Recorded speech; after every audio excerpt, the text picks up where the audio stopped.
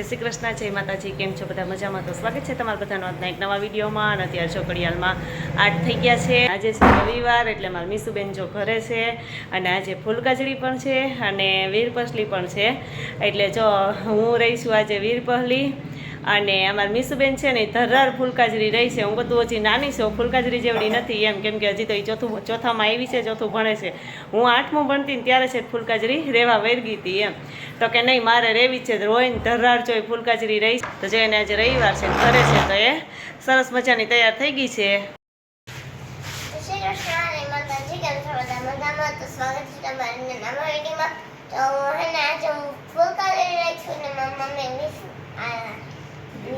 વીરપહલી, હા, ઓમ તો એને વીરપસલી એમ લખવામાં ને એમ લખાવી, પણ વીરપહલી અમે તમારા ગામડાની ભાષામાં એમ જ કહીએ છીએ કા. તો જો મારે એ છે ને મીસુબેનને ફૂલકાજળી છે ને જો અહીંયા મીસુબેને એનો બધો પૂજાપો તૈયાર કરી લીધો છે. ને મીસુબેને આજે શું કર્યું હતું રહેવા માટે? એ તો કે હા, રોયતી ને ધબધબાટી બોલાવી તીન કા.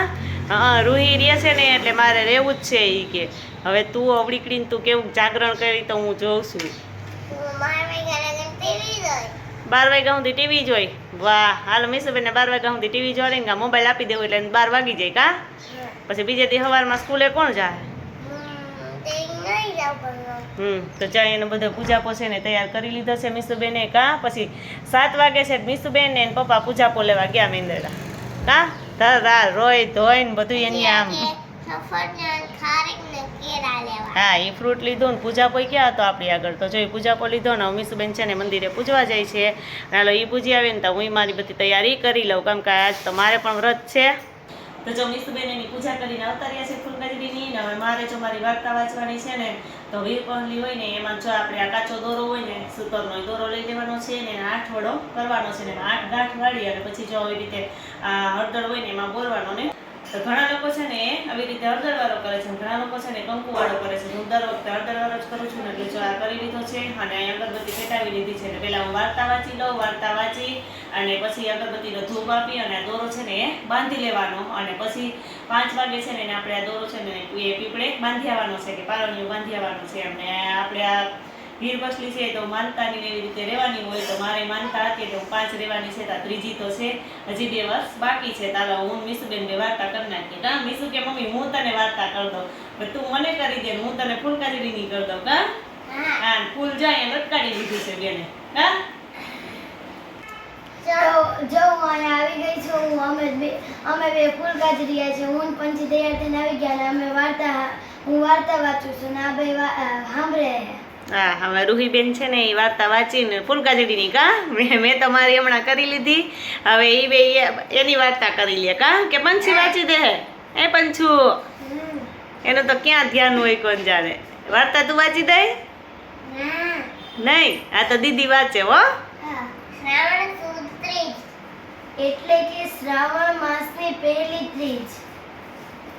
આ દિવસે આ વ્રત લેવામાં આવે છે અને ખાસ કરીને આ વ્રત કુંવારી કન્યાઓ લે છે. આ દિવસે વ્રત કરનાર કન્યા વહેલી ઉઠે છે અને સવારે નાઈ મારી મમ્મીને વીરપહલીનો દોરો છોડવાનો છે ને અહીંયા અમે પંચવટીમાં ઉતર્યા છીએ. હા, પંચવટીમાં જો અમે આવી ગયા છીએ કાં. અહીંયા પીપળો અમારે જો બહુ મસ્ત છે, મોટો બધો. તો અહીંયા અત્યારમાં દોરો છોડવાનો હોય ને તો જો અહીંયા આવી ગયા છે. તો હમણાં દીવા કરી અને દોરો છોડી લઉં કા મીસુબેન. અને મીસુબેન તો જો બપોરના રૂહીન ઘરે આવતા રહ્યા હતા. અહીંયા બાજુમાં જ છે રૂહીન ઘર, એટલે કા રૂહી તે બપોરની અહીં હચવાણી હતી. અત્યારે જો 5 થઈ ગયા છે.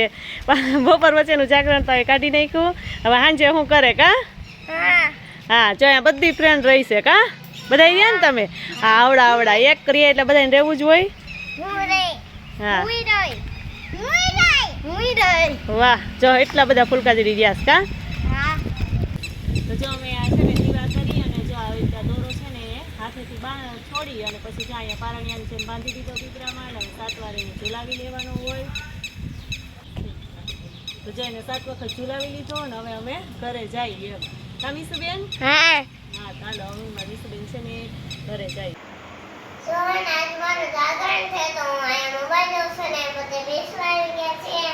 અમે બધા બેઠા છીએ અને મીસુબેન મોબાઈલ જોઈને જાગરણ કરે છે કા મીસુબેન.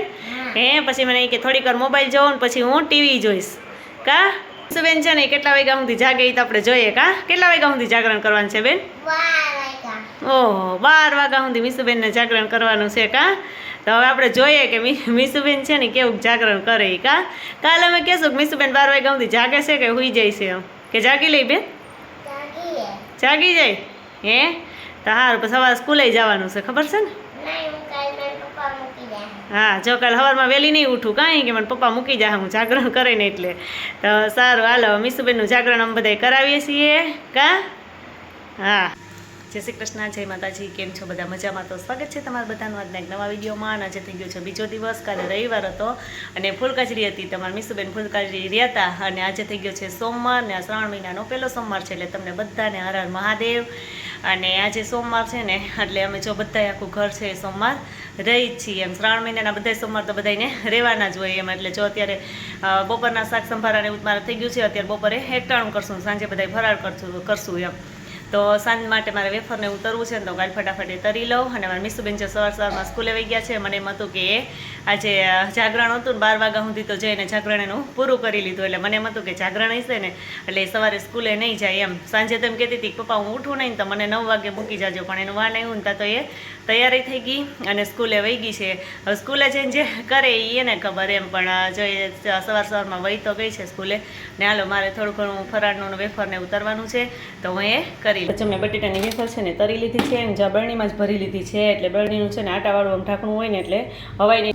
એટલે ચોમાસામાં તો જો આપણે હવાઈ તો તરત જાય એટલે જ્યાં બરણીમાં ભરી લીધું છે ને ઢાંકણું પેક કરી દઈએ. અને સાંજે જો મારે બટેટા અને સિંગના ભૂકાની ખીચડી બનાવી છે. એટલે જો અહીંયા સિંગનો ભૂકો દાણા સરસ મજાનો શેકી લીધા અને સિંગનો ભૂકો કરી લીધો છે. એટલે પછી ખીચડી તો સાંજે બનાવશું કેમ કે તો ગરમ ગરમ જ વાવેતા બે વસ્તુ છે ને મૂકી દઈએ. તો આ ભૂકો છે એને આપણે ડબરામાં ભરી લઈએ અને પેક કરી દઈએ. હાલો બધું મૂકી દઈએ. જો અહીંયા બીલા આવી ગયા છે. અત્યારે ચોમાસાની ઋતુમાં તો બીલા બહુ સરસ મજાના મળે અને બીલાનું અથાણું પણ સરસ થાય એમને. અમારે તો બધાને ભાવે છે. ગયા વર્ષે મેં બનાવ્યું હતું પણ થોડોક ટાઈમ આવેલું તો પૂરું થઈ ગયું કેમ કે બીલાનું અથાણું મારે બધાને બહુ ભાવે. તો પછી આ બીલાનું અથાણું કરવાનું છે ને તો હું ફટાફટ બધું મૂકી અને અથાણું કરી લઉં. તો જો મેં હમણાં કીધું હતું એમ કે મારે બીલાનું અથાણું બનાવવું છે. તો જો અહીંયા બીલા લઈ લીધા છે અને એને જો અહીંયા છાલ ઉતારું છું. છાલ ઉતારવાનું ચાકુ લીધું છે ને એનાથી તો છાલ ઉતરતી નથી કેમ કે બીલાની છાલ છે ને બહુ કઠણ હોય એમ. તો છાલ ઉતારી બધા છે ને પાણીમાં જ નાખતી જાઉં છું, નકર તો એ કાળા પડી જાય. એટલે પાણીમાં આપણે નાખતા જઈએ બધા બીલાને અને બધી છાલ ઉતારી પછી આપણે એને નાની નાની ચિપ્સ બનાવી અને અથાણું બનાવી નાખીએ. જેમ આપણે લીંબુનું અથાણું બનાવીએ છીએ, ગરનું બનાવીએ છીએ એમ સહેલી રીતે બીલાનું અથાણું છે એ બનાવવાનું હોય. ચાલો ફટાફટ એટલા બીલા છે ને તો અથાણું બનાવી નાખીએ. જો બધા જ બીલાની છે ને છાલ આપણે ઉતારી નાખી છે. સરસ મજાના જો નાના નાના બીલા આપણે લઈ લીધા. બહુ મોટા હોય તો છાલ ઉતરે નહીં, તો અવડા નાના હતા તો માંડ માંડ છાલ ઉતરી છે એમ. અને હવે આપણે નાના નાના જો એવી રીતે આછી એની કરી નાખીએ. આપણે બટેટાની પતરી કરીએ એવી રીતે. એટલે આછા હોય તો સરળતાથી ઝડપથી ગળી જાય એમ.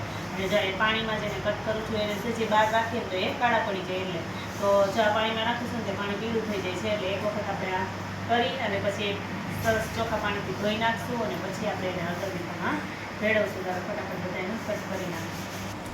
જો બીલા છે આપણે સરસ મજાના કટ થઈ ગયા છે અને આપણે બે પાણી પાછા ધોઈ નાખ્યા છે એને. અને આપણે હળદર અને મીઠું જોઈએ એ પ્રમાણે નાખી દીધું છે. અને હવે આપણે છે ને બરણીમાં ભરી લઈએ અને પછી ઉપરથી ચોખ્ખું પાણી નાખી દઈશું અને બરણી પેક કરી મૂકી દઈશું. એટલે આપણું બીલાનું અથાણું છે ને બનીને તૈયાર થઈ ગયું. કૃષ્ણ, જય માતાજી. કેમ છો બધા? મજામાં? તો સ્વાગત છે તમારા આજના નવા વિડીયોમાં. જો હે ને અત્યારે સ્કૂલેથી આવી ગઈ છું ને મેં કપડાં બદલાવી લીધા છે નાઈન જો. અને એને મેં ઘડિયાળ બનાવવા નથી, મારા ભાઈ મને ઘડિયાળ બનાવી નથી.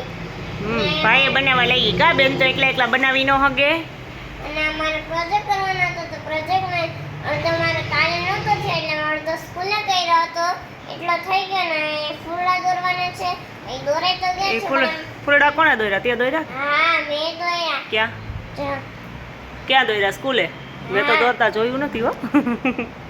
અને પછી એને એમાં રંગ પૂરતા હે ને કલર નહોતો મારી પાસે ત્યાં.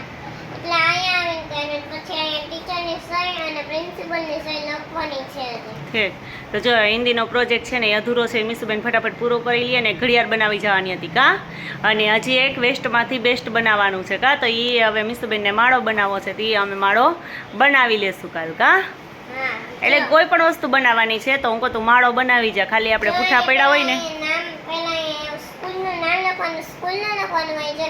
હિન્દીનો પ્રોજેક્ટ છે તો હિન્દીમાં લખવાનું, ઓવરસાઇન અકાદમી. હિન્દીમાં પછી ધોરણ 4th ઈ તો ઇંગ્લિશમાં જ હોય GM.